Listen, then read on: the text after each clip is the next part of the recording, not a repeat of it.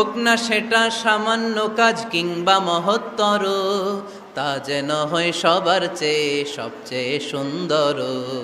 যে কোনো কাজ করো না ভাই, যে কোনো কাজ করো, তা যেন হয় সবার চেয়ে সবচেয়ে সুন্দর। চিৎকার করে বলেন ঠিক কিনা? আমরা যেটাই করি না কেন ওইটা ভালো করে করার দরকার আছে না নাই? এজন্য কাজে আর শ্রমে কোনো লজ্জা নাই।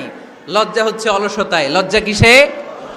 অলসতায়। বিষ্ণু ঈসা ইসলামের কাছে এক সাহাবী এসে বলল, ইয়া রাসূলুল্লাহ আ'তিনি শাইআন, আপনি আমাকে কিছু দান করেন, আমার কিছুই নাই। বিষ্ণু বললেন, তোমার কিছু নাই?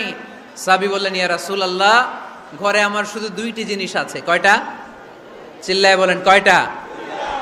এক হচ্ছে একটা জামা, দুই হচ্ছে পানি খাওয়ার একটা জগ। বিষ্ণু বললেন, এই দুইটাই নিয়ে আসো। বিশ্বনবীর কথা শুনে ওই সাহাবী